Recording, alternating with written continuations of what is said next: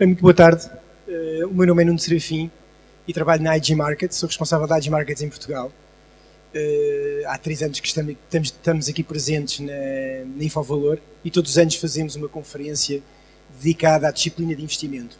Não propriamente com a nossa área de atividade, propriamente dita, que são derivados e que é trading, mas temas que têm um caráter pedagógico para os clientes que eu creio que faz mais sentido numa feira deste âmbito em que os destinatários são normalmente investidores ou pequenos investidores de retalho e que obviamente têm uma grande curiosidade e estão sedentos de perceber como é que algumas coisas funcionam.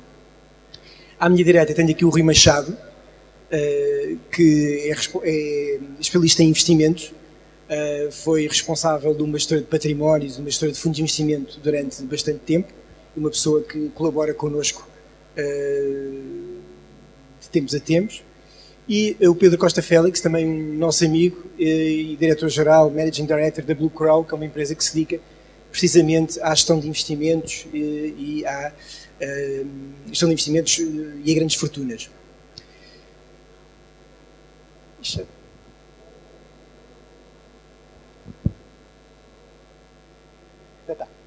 Portanto, o tema que nós trazemos hoje, que eu achei que era interessante, vocês com certeza já ouviram falar, alguns políticos que entram pelas nossas casas adentro todas as semanas dizem que o mundo mudou para justificar algumas coisas que têm acontecido nos últimos tempos.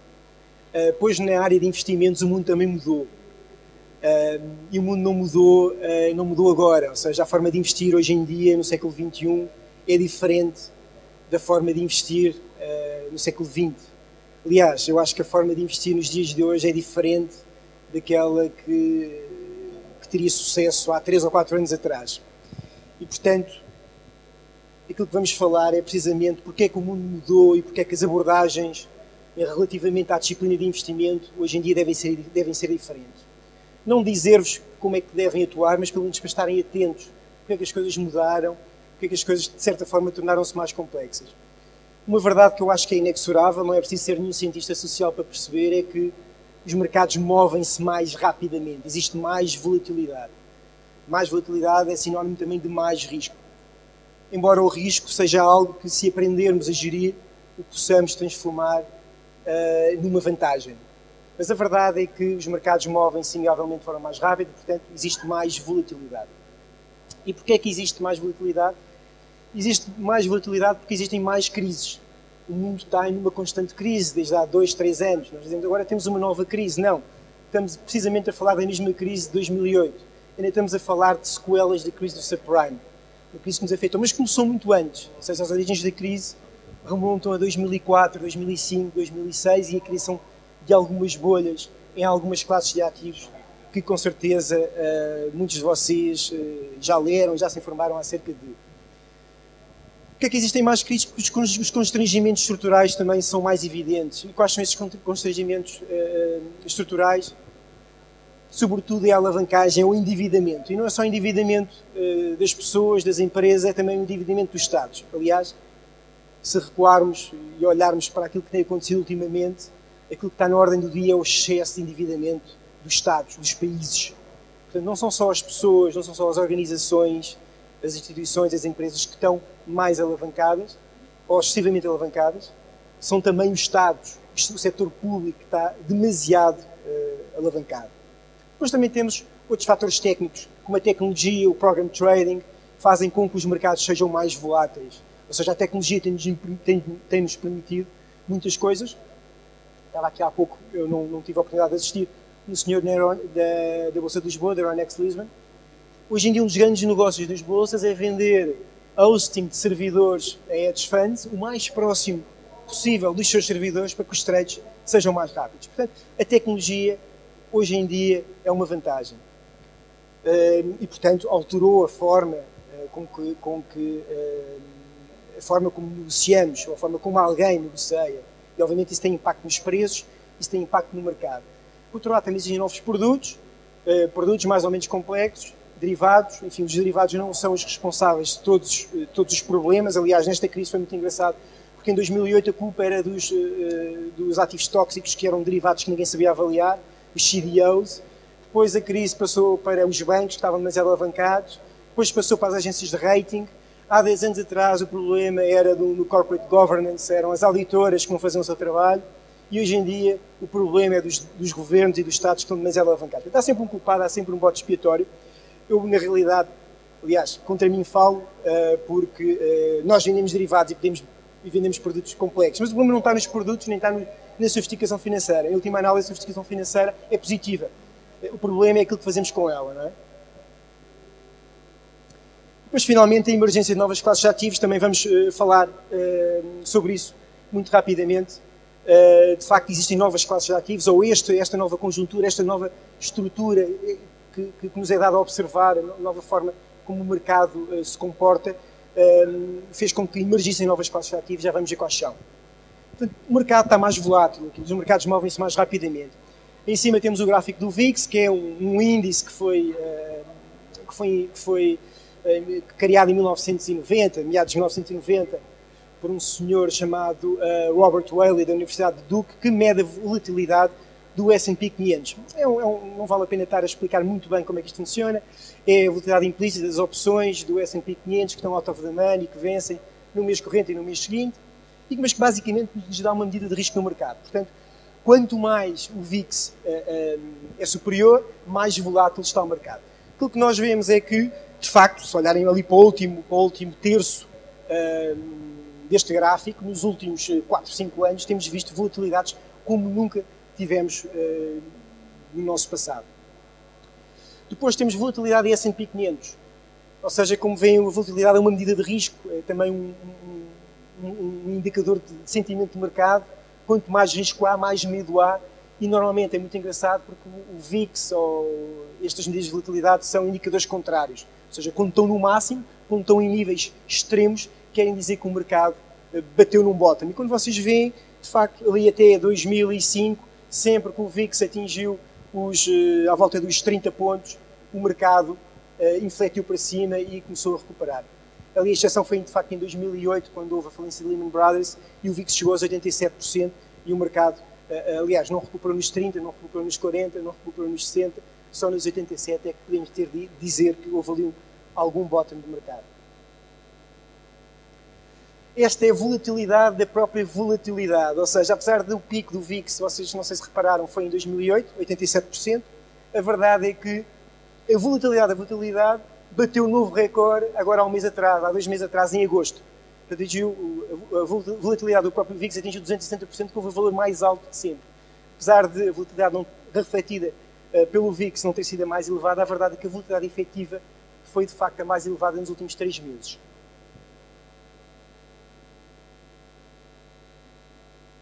Só para quem não está tão familiarizado, o que é que isto quer dizer quando o VIX ou quando a volatilidade está em 220%, isto é, ou 270%, isto quer dizer que é volatilidade anualizada. Quer dizer que e a volatilidade é a velocidade com que o mercado se move face à sua própria média, isto quer dizer que se estivermos a comprar um ativo que tem uma volatilidade histórica ou implícita neste momento de 270%, quer dizer que no próximo ano ele pode variar 270% para cima ou 270% para baixo. Portanto, é uma enormidade, é uma barbaridade quando estamos a falar de médias de mercado.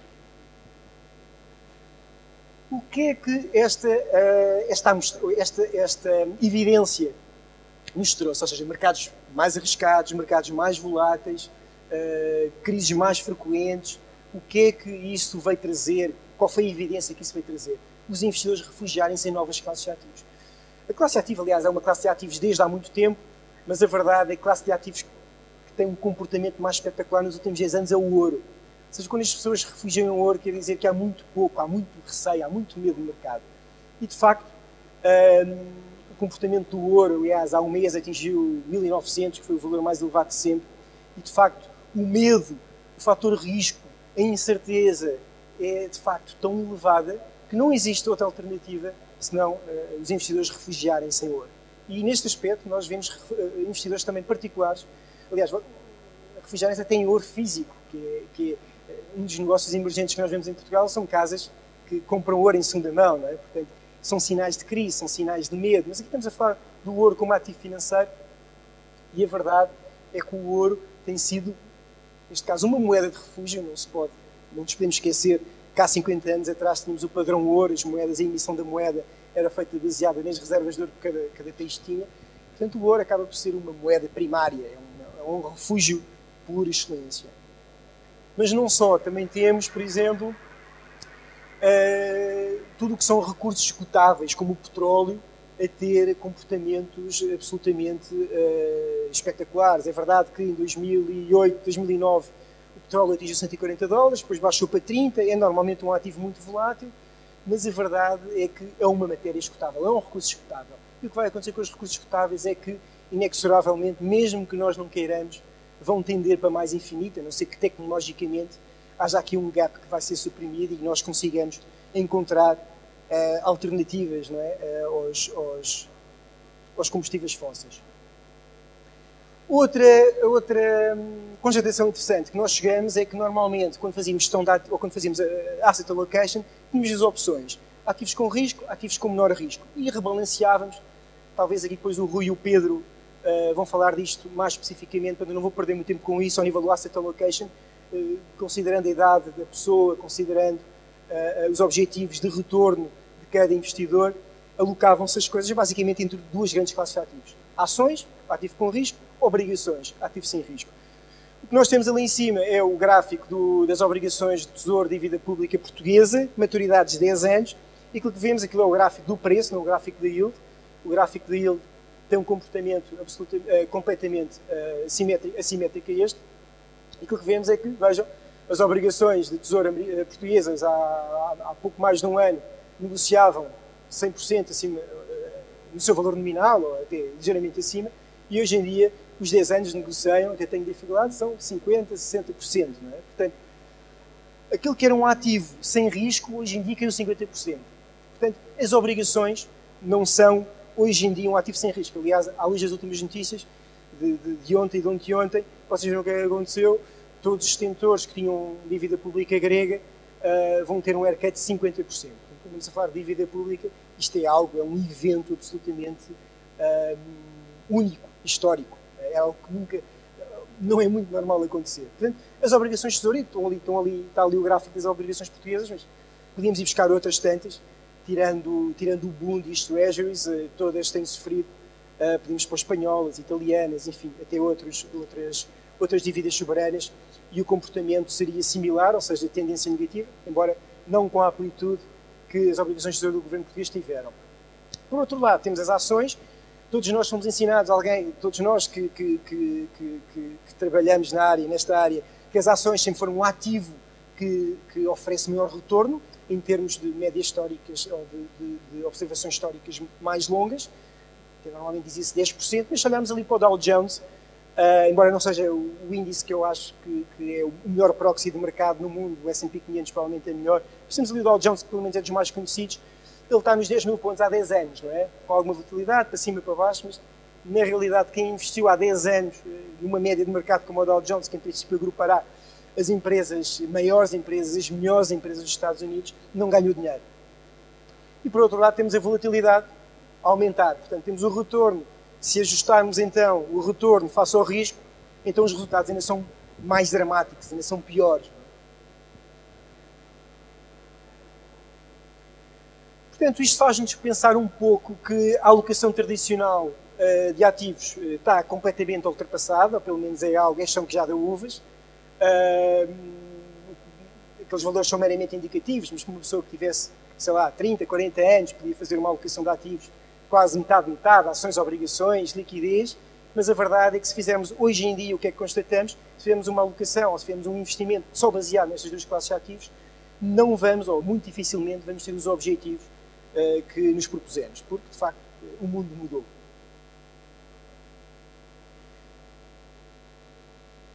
Entretanto, tem havido evoluções no asset allocation, temos vindo a introduzir novos ativos, aliás, já ninguém faz, há muitos anos já ninguém faz alocação de ativos, pelo menos bem, só utilizando dois tipos de ativos.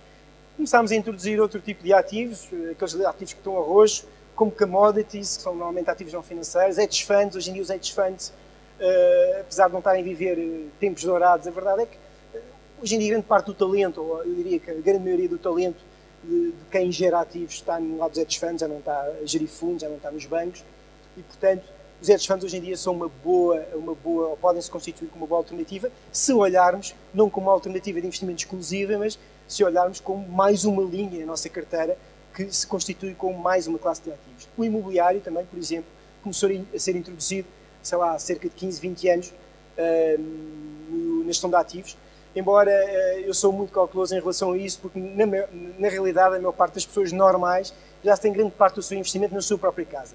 Portanto, muitas vezes não faz sentido estarem a replicar este investimento se puserem nos seus ativos financeiros também, ou se voltarem a replicar ou subponderar então aí mercado imobiliário. Finalmente, temos o que é hoje, qualquer pessoa podia fazer, hoje em dia é muito mais complexo, temos mais produtos, temos então o ouro que de facto constitui-se como uma reserva de valor por excelência e quer dizer, há imensos estudos que dizem que o ouro pode ir para 2.000, para 3.000, para 4.000, tudo depende, nós não sabemos o que é que vai acontecer, de facto os riscos são cada vez superiores e portanto o ouro pode ter uma palavra a dizer e pode desempenhar um bom papel numa carteira de ativos diversificada. O próprio petróleo, sendo um recurso escasso, como classe de ativo não financeiro, hoje em dia existem inúmeros instrumentos que podemos utilizar para colocar ouro nas nossas carteiras. Depois temos a própria volatilidade. A volatilidade hoje em dia pode-se comprar e vender. E é algo que melhora bastante a rentabilidade, porque reduz o risco das carteiras, apesar da volatilidade propriamente dita ter em si mesmo muito risco, mas também tem um retorno face à média muito evidente e, portanto, também faz sentido. ETFs, a gente hoje já ouviu falar nos ETFs, têm vindo a revolucionar um pouco a indústria de gestão de ativos e depois estruturas complexas que eu nem me vou atrever a dizer, porque existem muitas.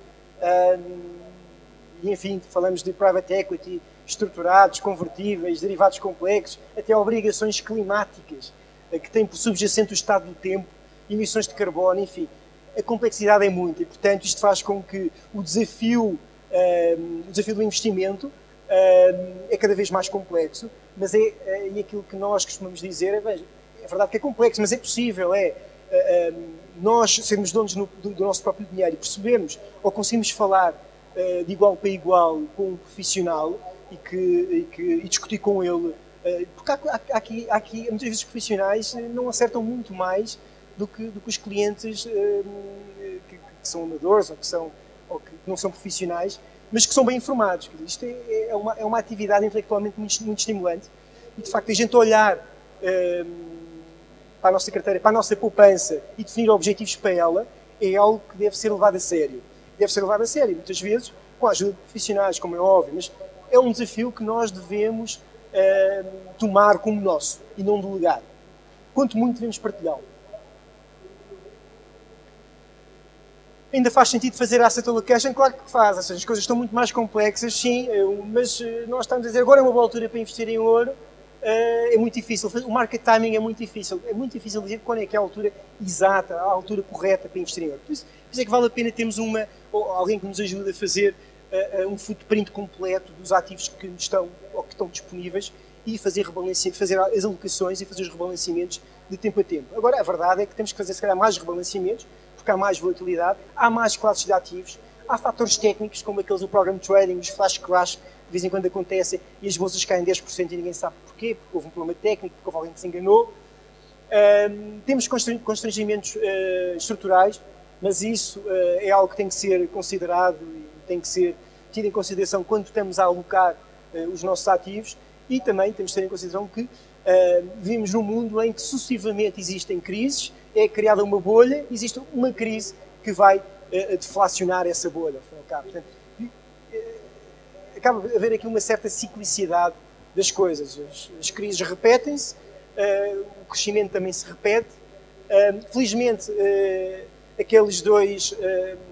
estes dois quadrantes inferiores deste investment clock, as fases de recessão e as fases de crise, são muito menores do que as fases de crescimento, em termos históricos. Os ciclos económicos têm normalmente 7 anos, mas a verdade é que as recessões e a parte de crise normalmente são só 2 anos, e por isso é que diz-se que, ou 2, 3 anos, o investimento é uma atividade de médio e longo prazo, ou deve ser vista com um horizonte temporal de médio e longo prazo. Porquê? Porque as alturas em que os mercados corrigem em termos absolutos e em termos cronológicos são mais curtas do que as alturas em que o mercado se está a expandir. Portanto, é preciso que tenhamos sempre uma abordagem mais de médio e longo prazo. E pronto, basicamente era isto que eu tinha para dizer. Vamos passar então aqui para o Rui Machado.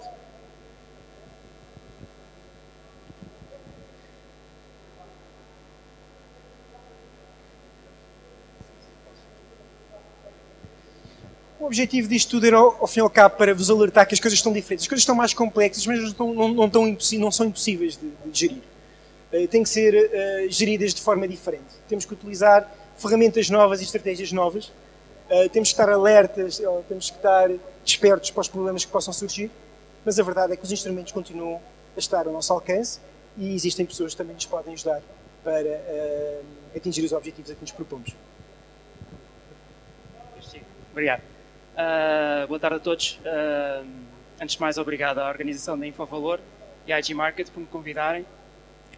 Uma pequena introdução ali ao tema, que na verdade é um bocadinho mais extenso, que é novos paradigmas de investimento do século XXI, que é um bocadinho ambicioso. Estamos a falar dos próximos 90 anos, portanto aqui o Nuno resolveu pôr um objetivo lá bem à frente, mas o que eu queria abordar acima de tudo era razões estruturais. Porque é que nós falamos hoje de novos paradigmas? O que é que mudou? O que é que está diferente do mundo em relação ao século passado? E eu queria basicamente falar disso. Porque é que tudo está diferente? Alguns pontos já foram abordados por Nuno. Hoje em dia está tudo mais fácil, facilitado o acesso aos mercados. Se nós olharmos no início da década 90, eu ainda me recordo que quem queria fazer alguns investimentos ia ao balcão do banco para comprar ou vender ações. Depois era o próprio banco que ia colocar essas ordens de mercado. Hoje em dia temos plataformas de investimentos, IG Markets e outros, que significa que temos num clique fazemos ações, obrigações, opções, futuros. Portanto, tudo se tornou muito mais fácil. O âmbito de investimento é muito superior, o número de investidores é muito superior. Se calhar, se houvesse uma Infovalor 1990, se calhar estaria 10% das pessoas que aqui estão. Portanto, tudo está muito mais interligado e a economia real e a própria economia dos mercados estão de uma forma muito mais ligadas, porque se calhar se nós pensarmos hoje, todos nós aqui temos se calhar parte do nosso rendimento disponível, quanto mais não seja indireto, afetado pelos mercados. E em 1990, ou mais para trás, isso não era o caso. Hoje em dia podemos estar longos, podemos estar curtos, andando para trás, não, uma pessoa podia vender ações ponto final e depois podia vender as ações que tinha, mas não podia estar curto, não podia ganhar com a queda do mercado. Hoje existe essa vantagem ou essa oportunidade. Temos alavancagem, algo que não era possível até há bem pouco tempo. E o que é que isto significa, estas alterações estruturais?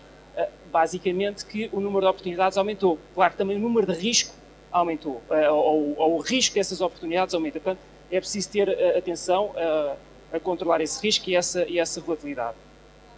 Há alguns temas que eu gostava de deixar aqui, que é o que é que nós podemos ter para a frente, se calhar não do século XXI, isso não tem essa percepção, essa capacidade de fazer a futurologia tão lá à frente, mas acho que vamos ter algumas coisas que vão influenciar a forma como nós fazemos o nosso portfólio e gerimos os nossos investimentos.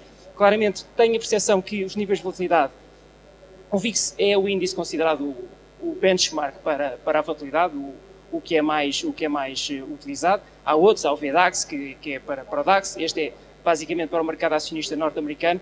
Se vocês forem ver,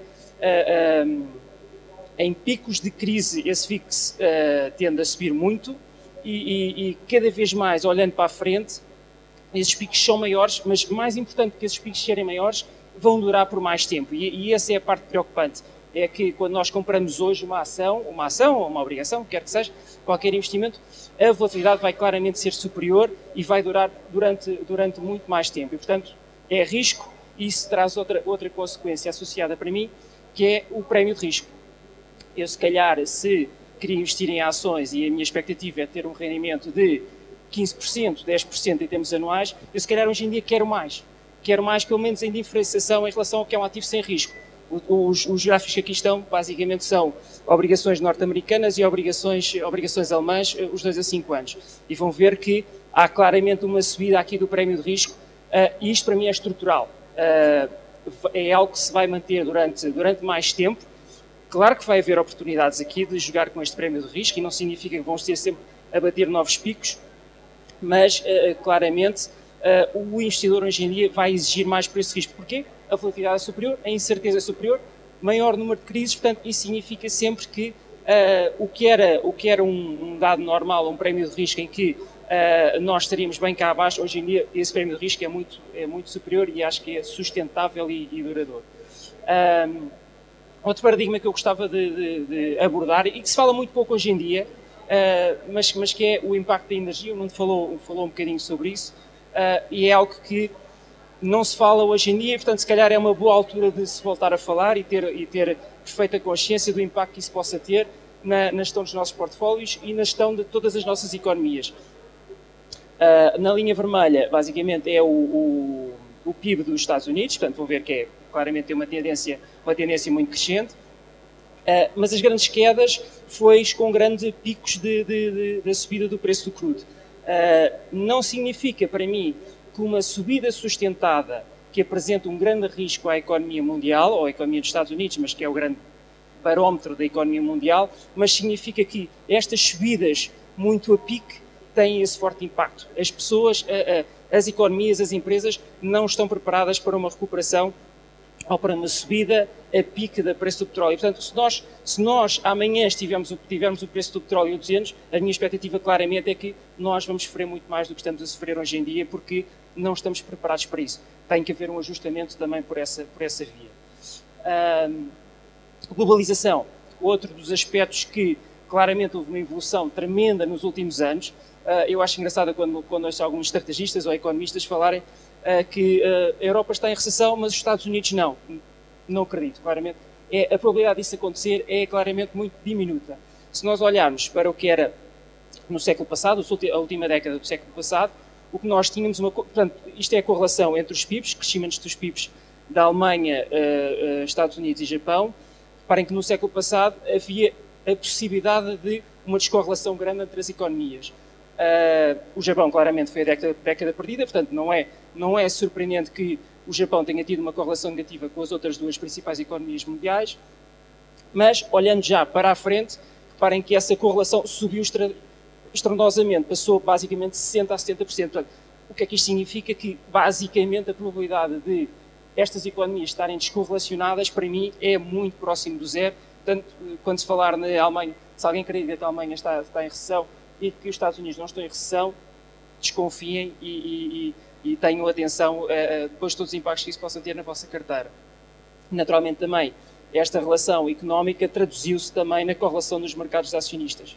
A propósito, para o caso do Vidas, havia aí um senhor que já tinha feito a questão, está com o novo acordo ortográfico, por isso estamos já a falar do século XXI, portanto já estou a datar esse acordo ortográfico. Vão ver que o mercado acionista, ou seja, era possível fazer um bocadinho de stock picking entre o que era Estados Unidos, Japão e Alemanha. Hoje em dia isso é mais complicado. Não significa que não haja. Reparem, em agosto, por exemplo, muitos investidores foram apanhados num trade que era longo Alemanha, curto Estados Unidos, e perderam muito dinheiro com isso. Portanto, mas a correlação aumentou muito. O que é que eu queria dizer com a economia, uma economia dos mercados e economia real? Basicamente, como toda a gente aprendeu um bocadinho na escola, ou sempre ouviu isso, os mercados tendem a antecipar o que vai acontecer na economia real. A frase em si, ou esse modelo em si, hoje em dia tem cada vez menos importância. Isto porquê? A correlação, hoje em dia, dos mercados com a economia real é tão grande que a questão deixa de fazer sentido, porque uma coisa está a afetar a outra. Se calhar, o que nós temos hoje em dia, por exemplo, foi a quase falência do mercado financeiro, tem um impacto tão grande na economia real que a questão deixa de fazer sentido. Se nós tínhamos, desde 1947, basicamente 2/3 da recessão conseguiram ser antecipadas pelo mercado acionista norte-americano, nós, nos últimos anos, essa relação, ou a forma como o S&P conseguiu, o S&P, mercado acionista norte-americano, conseguiu antecipar isso, aumentou para 85%. Portanto, mais uma vez, isso mostra uma grande correlação entre a economia real e a economia patente nos mercados acionistas. Portanto, a questão de o que é que vai acontecer no futuro, está muito mais interligado, porque se calhar o que acontece hoje nas ações tem um impacto muito grande amanhã na economia real, pelo aquele efeito que eu também estava a dizer, que era o rendimento disponível. Se vem no mercado acionista ou mercado obrigacionista, por exemplo, então isso vai ter impacto diretamente nos mercados, na economia real. Ouro, um tema que se tem falado muito ultimamente, e o ouro sempre teve estas duas características, que era risco de inflação, cobre o risco de inflação, ou cobre o risco de mercados acionistas ou o risco de mercados. Esta é para mim a parte mais difícil, uma incógnita muito superior. Porquê?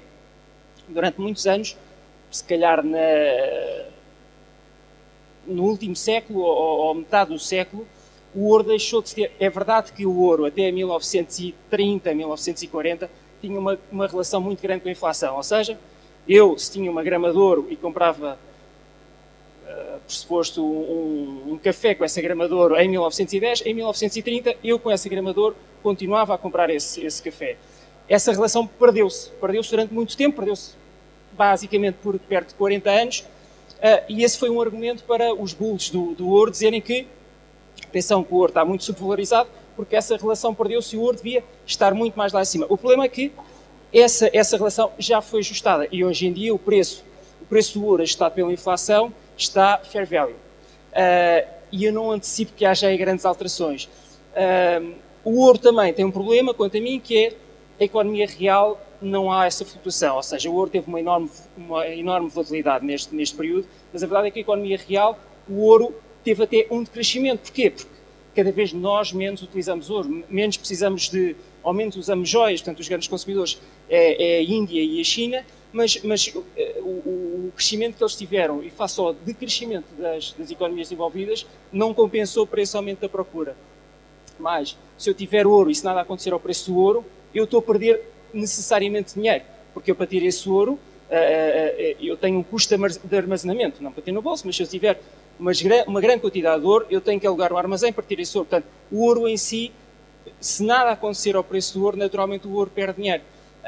O que houve, este ajustamento que houve aqui em relação à inflação, já se deu, mas quanto a mim não foi por via de efeitos de inflação.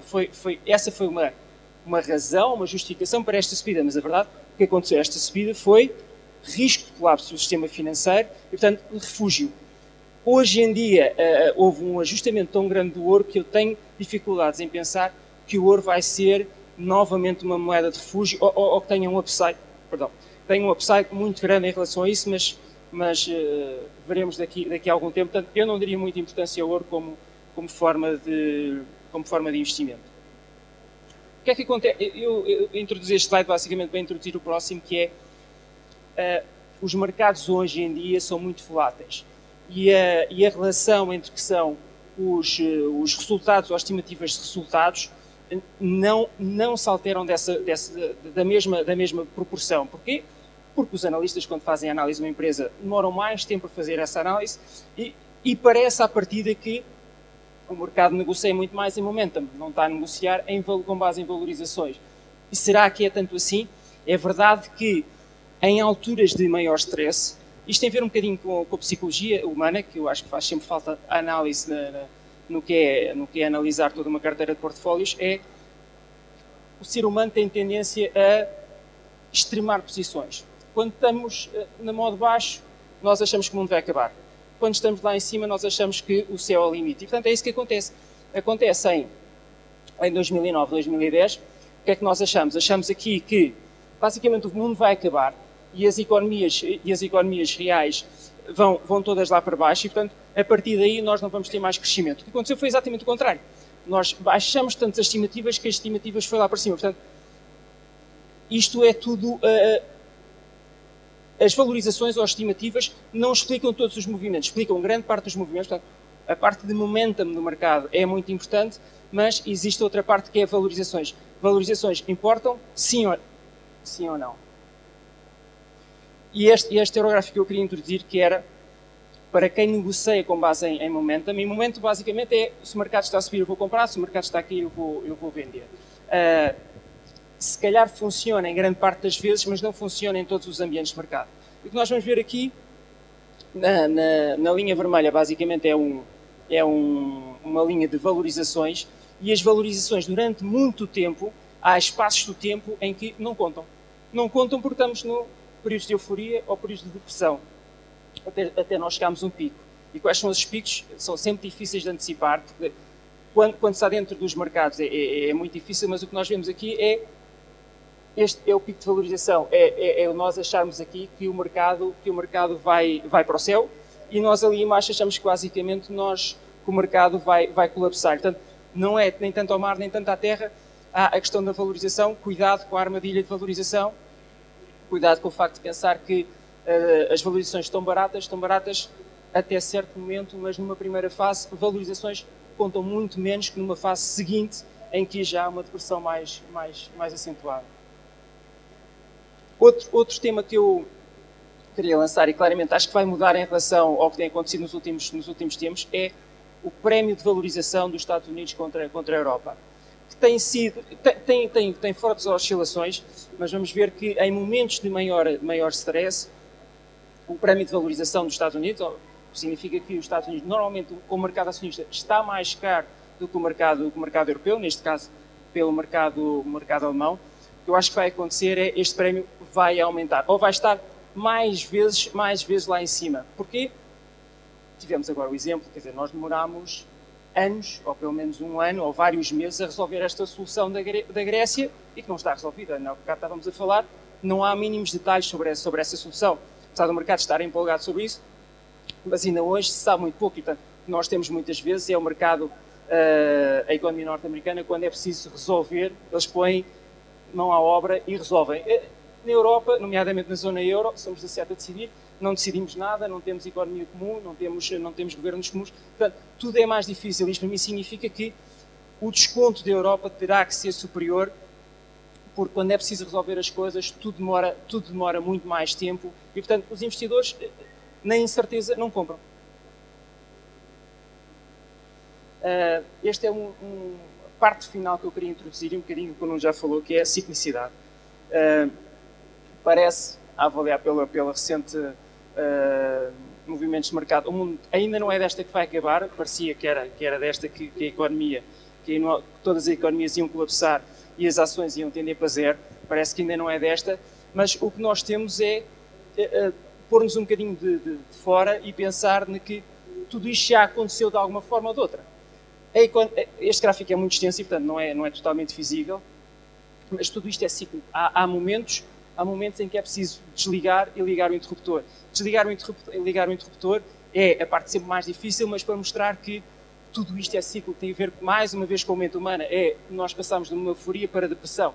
Olhando, por exemplo, para Portugal e para os investidores portugueses, para a população portuguesa, se calhar nós daqui a 2 anos vamos estar mais pobres, mas se calhar não nos vamos sentir tão pobres porque nos habituámos àquilo. Portanto, já passámos de uma fase de depressão para uma fase de habituação e já nos sentimos novamente bem e vamos olhar para frente. Nós aqui, por exemplo, a economia norte-americana, desde 1947, já teve 10 recessões e todas essas foram ultrapassadas. Há aqui uma grande incógnita, para mim é sempre preocupante, mas acho que não está em cima da mesa nesta altura, é a deflação.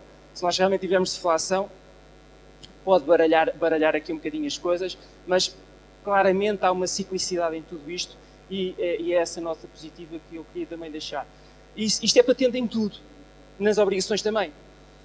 Temos tido aqui tivemos momentos picos, obviamente há aqui uma relação também muito grande com a inflação, com a inflação em 1980, nos anos 80, a subir muito e temos aqui uma tendência muito crescente, mas vocês vão ver aqui que há enormes oportunidades de investimento, isto é um gráfico ainda relativamente grande, mas há enormes oportunidades de investimento nesta altura e é aqui que se joga as grandes oportunidades. Eu diria que não é sustentável estes níveis de yields que quer os treasuries, quer as obrigações alemãs estão a pagar nesta altura, diria eu, porque daqui a pouco o que parece é que nós estamos a pagar dinheiro ao Estado alemão, olha, tomem lá o nosso dinheiro e eu ainda vos dou dinheiro por estar a dar dinheiro, parece-me ser insustentável, mas acima de tudo o que eu queria mostrar há muita volatilidade e há aqui muita ciclicidade nisto e nada parece que vai lá para cima e vai tão cá para baixo que acaba por apressar. E o último gráfico é este, que para mostrar que obviamente onde há mais volatilidade é no mercado acionista, este é o mercado acionista mundial. Falta aqui os últimos movimentos, portanto, os últimos movimentos neste último mês já sobe muito, mas para mostrar mais uma vez que em todos estes movimentos há grandes oportunidades de investimento. Agora, o importante é saber que, se calhar, no meio da curva, nós não precisamos estar lá. Se calhar temos outro tipo de preocupações que podemos esperar mais um bocadinho e entrar numas oportunidades de investimento mais atrativas. Mas para dizer que nem tudo está lá acima, nem tudo, o mundo não vai acabar, claramente, não é essa a minha expectativa, mas também quando o mercado está lá em cima, não sejam direcionais e, portanto, pensar que a economia mundial vai de repente acelerar para os 5, 6% e isso é sustentável durante um grande período de tempo, não é. Não acredito que assim seja. E este é um paradigma que eu acho que já existe há muito tempo e é um paradigma que eu acho que vai continuar durante muito mais tempo até ao fim das nossas vidas.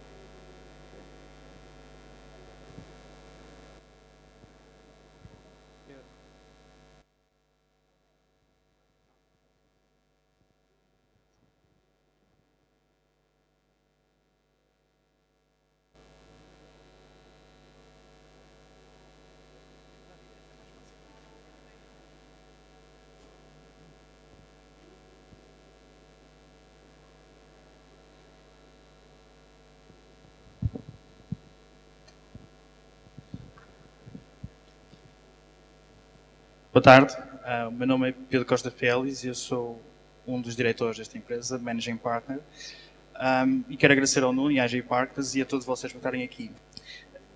O tema, novos paradigmas de investimento, podem ser interpretado de várias formas. Aqui, e tendo em atenção a quantidade de especialistas em investimentos que estão aqui, eu queria mais trazer aquilo que nós fazemos e a razão porque eu acho que aquilo que nós fazemos é interessante para uma audiência como a da Infovalor. Ou seja, nós, como está aqui, somos uma sociedade de consultoria para investimento. Nós somos especialistas em ajudar as pessoas a encontrar os melhores investimentos. Mas com um twist, com uma voltinha. Ou seja, não estamos a vender um produto direto, ajudamos sim as pessoas a fazer uma coisa que é muito mais difícil hoje em dia, que é tentar entender o que é melhor para nós. Okay? Então, qual é que é a nossa função? E qual é que deve ser a função de todos nós quando tentamos tomar uma decisão? É precisamente tentar identificar o ponto A em que estamos e tentar, acima de tudo, ter a certeza que o ponto B, aquilo que queremos atingir, aquilo onde queremos chegar, é execuível e temos capacidade para o fazer e temos recursos para o fazer. Por isso, nós, na Blue Crow, tentamos precisamente fazer isto. Acompanhar o cliente do ponto A ao ponto B. E a pergunta a fazer é exatamente esta. Onde começar? O que é que temos que fazer para o fazer? Aqui, obviamente, não vos vou amassar com a metodologia que nós seguimos, mas há partidas que concluímos em fazer 3 coisas. Primeiro que tudo, ter o conhecimento concreto do que é o nosso património, o património familiar com que nós trabalhamos. Depois, tentar identificar os nossos objetivos, quantificá-los. Deixem-me fazer-vos uma pergunta, mas todos vocês, quando nos perguntam que tipo de retorno é que querem ter, não é o vosso perfil de investimento, mas que tipo de retorno é que querem ter, qual é que é a resposta? O mais alto possível, certo? O problema está aí, é que o mais alto possível não é um objetivo, é subjetivo. E essa é a dificuldade. Nós temos que saber exatamente aquilo que queremos. Pelo menos, temos que saber aquilo que não queremos. E a questão parte a partir daí. Ou seja, nós temos que saber exatamente aquilo que temos para saber aquilo que é preciso fazer. E esta é uma das várias formas que existem no mundo para dividir o nosso património. E isto vai desde o Sr. Bill Gates até o Sr. mais comodidozinho das suas parcas poupanças. E aqui o que é relevante é exatamente isto. É conhecer e, acima de tudo, entender o nosso património familiar. E da forma mais simples de o fazer é esta. Dividir em 3 fases, ou em 3 bolinhas, ou em 3 círculos, ou em 3 queijos, o que quiserem. Património financeiro, com os nossos ativos e, muito importante, os nossos passivos. Nesta questão de investimentos, todos nós tendemos a esquecer os passivos, que têm um papel preponderante na rendibilidade do nosso património como um todo. O património imobiliário, a nossa casa, dos nossos investimentos imobiliários, propriamente ditos, e, mais importante, para alguns de nós, o património empresarial. Não tanto no sentido tradicional da palavra da empresa familiar, por exemplo, mas sim no setor de atividade em que nós temos. Tentar entender qual é que é a nossa fonte de receita. Tentar entender em que setor de atividade é que nós nos situamos. Para quê? Como o Nuno também referiu há pouco. Para, por exemplo, quando estivermos a analisar as nossas carteiras de investimento no património financeiro, e se o nosso setor de atividade for, imaginemos, imobiliário, temos atenção para não sobrecarregarmos o nosso património financeiro, as carteiras discricionárias, os nossos investimentos, em imobiliário. E, em média, cerca de 20% a 30% das nossas carteiras em Portugal e na Europa estão investidas no setor imobiliário. São estas pequenas coisas que, à partida, são apenas senso comum, mas que a maior parte das pessoas esquece de as fazer. São estes pequenos detalhes que eu acho muito relevante para aqui. Ou seja, já conhecemos o nosso património e agora temos que conhecer as nossas necessidades. O que é que nós precisamos fazer com ele? Para tentar determinar qual é que é o nosso objetivo de rendimento. Então aqui temos uma forma muito simplista de analisar a nossa vida financeira. E analisá-la, fazer um plano, um deve e um haver. Uma conta de merceeiro. Então aqui dividimos isto em 4 coisas muito simples. Primeiro de tudo, o primeiro é que nós chamamos, e aqui, desculpem a terminologia anglo-saxónica, mas em estrangeiro fica sempre melhor, não é? O spending, ou seja, aquela nossa necessidade imediata de liquidez. O dinheiro que nós precisamos num ano para viver, ou em 2 anos, ou em 3 anos. É o chamado pé de meia. E isto tem que ser investido em ativos de baixíssimo risco. Porquê? Porque vamos precisar desse dinheiro amanhã para viver. E, como tal, não podemos correr muitos riscos. O próximo passo, o lifestyle, ou o estilo de vida, já nos permite assumir algum risco. Porquê? São os ativos que nós vamos usar e que estamos a planear para, sei lá, comprar uma televisão, comprar um carro, ir de férias, dar a volta ao mundo, a escola dos nossos filhos, a universidade, a nossa pensão. Okay? São coisas que nós estamos a planear aqui a 2, 3, 4 anos no máximo. Então aqui, como tal, já temos um horizonte temporal mais alargado, já vamos ter acesso a um capital de risco maior. A seguir, o próximo passo, e talvez o mais relevante destes todos, principalmente tendo atenção àquilo que se está a passar em Portugal hoje em dia, é aquilo que nos vai permitir, no longo prazo, preservar o nosso poder de compra. Aquilo que nos vai permitir, no longo prazo, manter a capacidade de aquisição que nós temos hoje. Okay? E aqui é onde olhamos para ativos de risco, que tenham um grande potencial de crescimento, mas que tenham uma grande volatilidade, que naturalmente, como vimos há pouco, da apresentação dos meus colegas, é esbatida no tempo. E aqui estamos a falar de coisas como ações, estamos a falar de coisas como private equity, estamos a falar de coisas como maior risco, algumas coisas, estratégias específicas como hedge funds ou mesmo trading. Okay? E finalmente, a parte mais relevante para as gerações futuras tem a ver com tudo o que são as outras coisas. Tem a ver com a nossa casa, tem a ver com a nossa empresa, tem a ver com a nossa coleção de arte, se tivermos a sorte de a ter, se somos o jogo de arte, por exemplo, não tivermos penhorado, tem a ver com várias outras coisas que temos que quase vamos deixar, digamos que será o nosso legado, a nossa herança. Okay? E aqui entra as joias da família, digamos assim. Okay? Por isso aqui vemos estas 4 formas de categorizar. Então, hoje, agora, já sabemos, por um lado, quanto é que nós temos, quanto é que é o nosso ponto A, já sabemos o património familiar de hoje, o valor líquido, o tipo de ativos detidos, estratégias de investimento atuais, os gastos e despesas da família. Já temos uma noção clara da estrutura do património. E então agora falta decidir o que é que nós queremos fazer no futuro. E aqui é outro aspecto extremamente relevante. Ou seja, temos que ter a noção se os ativos que nós temos são compatíveis com as expectativas que nós temos sobre eles. Regra geral da minha experiência, não há ninguém que tenha a noção exata daquilo que tem e do que pode fazer com ele. Regra geral, alguém com 1000 euros acha que consegue fazer 100 mil euros em 12 meses e alguém que tenha 100 mil euros ou 1 milhão acha que não lhe chega para a vida que tem. Regra geral é assim que acontece. Há boas exceções à regra, como é óbvio, mas aqui o ideal é, no ponto B, tentar aferir com correção possível quais são os nossos objetivos e que esses objetivos sejam realistas. Sejam coisas como palpáveis, como a educação dos filhos, a reforma, a manutenção do nosso estilo de vida. Okay? Isto é aquilo que é realista, é aquilo que nós temos que ter a noção para conseguir. E qual é que é a importância disto? A importância disso é extrema para que a gente precise responder à pergunta que eu vos fiz há pouco com um grau de certeza grande. Ou seja, quando nos perguntam que tipo de retorno é que nós queremos ter, temos que ter a noção do que é que precisamos. Se para nós manter os nossos objetivos e atingir os nossos objetivos apenas precisamos de 2% ao ano, para que é que vamos correr atrás de 15, 20, 30% ao ano? Vamos incorrer em riscos absolutamente desnecessários, cuja probabilidade de nos custarem muito dinheiro é enorme. Por isso, já cobrimos aqui as 3 primeiras partes, ou seja, já estabelecemos os nossos objetivos, já fizemos a nossa análise de capital de necessidades e já estabelecemos as nossas necessidades e objetivos futuros. Agora, como é que vamos fazer isto? Como é que vamos então pôr em prática a nossa estratégia? De uma forma muito simples, que aliás que todos nós conhecemos, estas coisas da alocação de ativos, o Nuno referiu isso há bocado.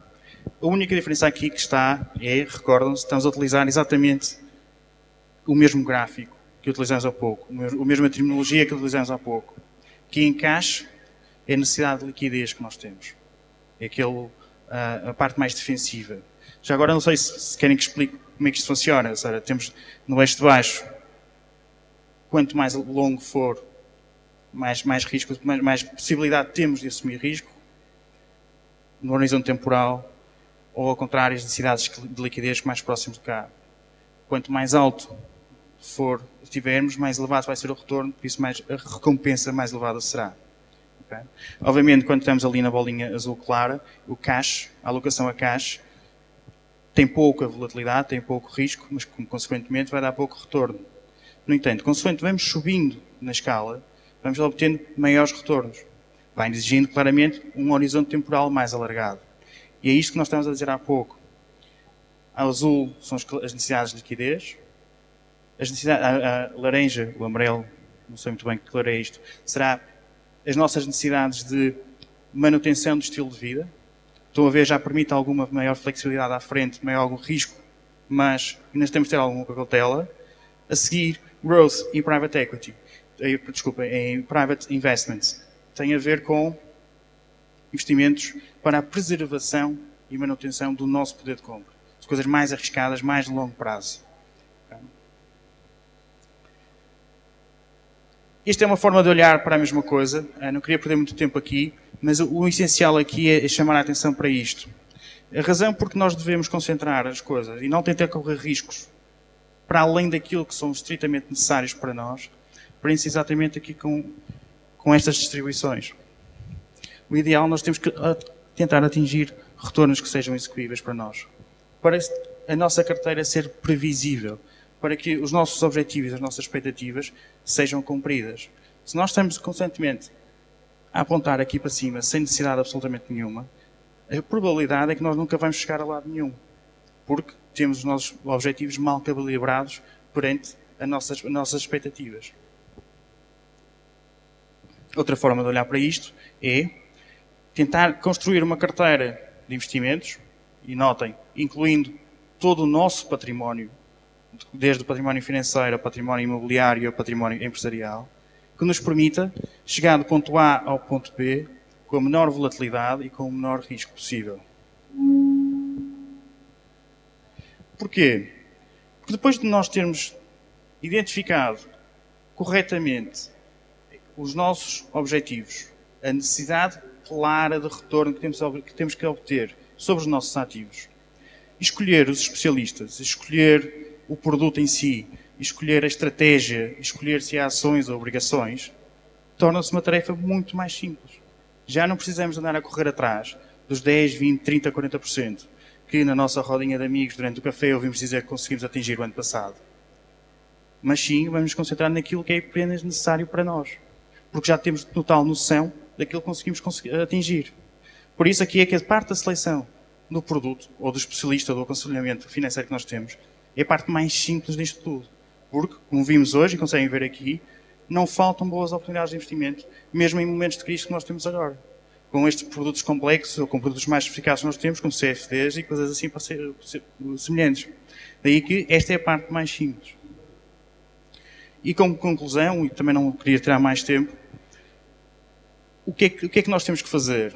Temos que, primeiro que tudo, aferir o nosso património corretamente. Mais uma vez vos digo, 99% das pessoas não têm noção, hoje, ou no dia, do valor do seu património.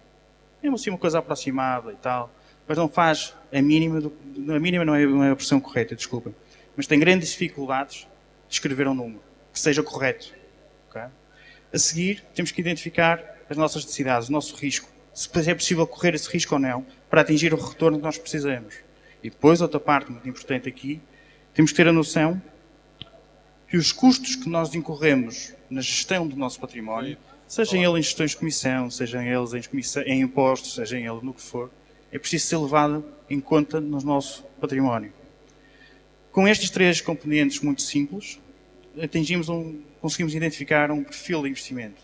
Aquilo que nós queremos, aquilo que nós verdadeiramente somos. Não porque alguém no nosso banco, ou no nosso parceiro financeiro nos disse, porque seguiu um questionário, mas sim aqueles que nós verdadeiramente sabemos que é. Porque só nós é que sabemos o que se passa com a nossa vida. Com isso, conseguimos atingir uma eficiência da nossa carteira, do nosso portfólio. E isso, o que é? Na essência, e queria terminar com esta mensagem, é fazer o match, fazer o encontro entre o nosso perfil de investimento com as nossas necessidades, com os nossos retornos esperados. Okay? E com isto termino. Okay? Não sei se querem fazer perguntas, Nuno, passo para ti. Obrigado, Pedro. Não sei se têm alguma pergunta para fazer, se tiverem, acerca de alguma destas 3 apresentações que acabaram de ser feitas, estejam perfeitamente à vontade para fazer agora. Boa tarde. Esta pergunta era dirigida ao painel. Como é que vê o High Frequency Trading? É o futuro dos mercados, não é? Bem, hoje em dia é uma realidade que não pode ser escondida, não é? Portanto, hoje em dia mesmo as bolsas vendem esse produto junto dos investidores institucionais ou venderem locais e fazer o hosting dos servidores o mais próximo dos seus servidores. Obviamente é porque há aqui alguma vantagem, é porque só através desta vantagem tecnológica e de receber preços antes do resto dos investidores é que se consegue fazer com alguma eficiência o High Frequency Trading e o Program Trading, enfim. E os grandes gestores utilizam, alguns gestores, nomeadamente alguns hedge funds e alguns bancos de investimento, utilizam o Program Trading, algoritmos complicados, e para isso, para ter alguma vantagem, tem que estar próximo dos servidores da Bolsa, tem que saber o preço antes dos outros investidores. Se me perguntarem, acham que é justo que assim seja? À partida parece que não, mas a vida não é justa, não é? E isto é um negócio. Obviamente todos nós, numa sociedade socialista, idealmente devíamos ter todos mais ou menos os mesmos recursos se trabalhássemos todos mais ou menos ao mesmo tempo. Na verdade, não é isso que acontece e os profissionais terão sempre alguma vantagem em relação ao comum dos investidores. É uma realidade, tem que ser encarada como tal, não pode ser escondida e tem que ser regulamentada. Agora, o que é errado é, obviamente, esconder ou tapar o sol com a peneira ou fingir que não existe. Tem que se assumir que ela existe, tem que se assumir que, de facto, é uma vantagem. Obviamente, alguém investiu muito dinheiro para que isso fosse uma vantagem. As próprias bolsas promovem isso. Agora, é preciso que a regulação também compreenda como é que isto funciona, como é que isto pode desvirtuar o mercado, como é que pode gerar assimetrias no mercado e, eventualmente, pôr em prática os backstops necessários para que o efeito que isto tenha na tal volatilidade, e a volatilidade não é necessariamente uma coisa má, porque, na realidade, porque é que as bolsas também gostam, não só porque têm que fazer dinheiro, como é óbvio, mas a verdade é que, trazendo mais liquidez para o mercado, também estamos a aumentar a eficiência da criação de preço. Não há bela sem senão, enfim, mas é uma realidade que tem que ser encarada, tem que ser, sobretudo, regulamentada, não pode ser escondida, nem pode ser omitida, e todos nós, e os investidores de retalho, os particulares que não têm acesso às mesmas ferramentas, pelo menos perceber que estão em desvantagem já é uma boa assunção, ou seja, perceber que, eventualmente, alguns movimentos de mercado estão a ser feitos, ou alguma coisa está a acontecer, mas eu não posso ir atrás dela, não posso acompanhar, e percebemos quais são as nossas armas, que não são as mesmas do que os profissionais, já é um bom já é um bom princípio.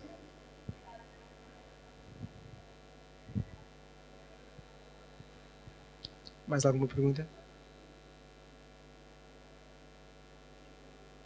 Deixa-me só acrescentar a questão sobre o High Frequency Trading. Cuidado, a nível de investimento, há uma coisa muito importante com o High Frequency Trading. É uma realidade que foi para ficar. O problema é a forte correlação de todos esses programas. 90% deles têm a mesma gênese. 90% deles, os algoritmos são muito semelhantes. E, portanto, cuidado com a diferenciação. Não é fácil diferenciar, mas os grandes institucionais percebem isto e lidam com isto há muito tempo. E, portanto, o que eles têm procurado muitas vezes fazer, nomeadamente grandes hedge funds, com algoritmos cada vez mais sofisticados, é perceber o que é que todos esses programas têm, muitas vezes, a mesma gênese e irão fazer mediante determinadas condições. E, portanto, há novos programas, e aí já estamos a falar de uma parte muito ínfima do que é gestores de High Frequency Trading, que procuram antecipar o que é que, digamos, todos os outros restantes vão fazer. Portanto, cuidado. High Frequency Trading vieram para ficar, trazem volatilidade, claramente trazem uma maior liquidez ao mercado e um ajustamento de preços mais rápido. Cuidado é com o investimento nesses gestores. Hoje em dia é muito fácil chegar à internet e há algumas formas mais legais ou menos legais de estar a fazer essa publicidade na internet, mas existe programas que subscreve-se e basicamente têm na gênese isso e, portanto, transformam todo o que é o investimento de uma forma muito sistemática. O problema é que, se calhar, se eu estou a comprar esse programa, se calhar mais 1000 pessoas compraram aquele programa, portanto não estou verdadeiramente a diferenciar mais. Sei que há investidores institucionais maiores e com maiores recursos que percebem isso e, portanto, vão arranjar forma de esses recursos falharem. Portanto, é por isso é que muitas pessoas acabam por perder dinheiro nesse tipo de investimentos.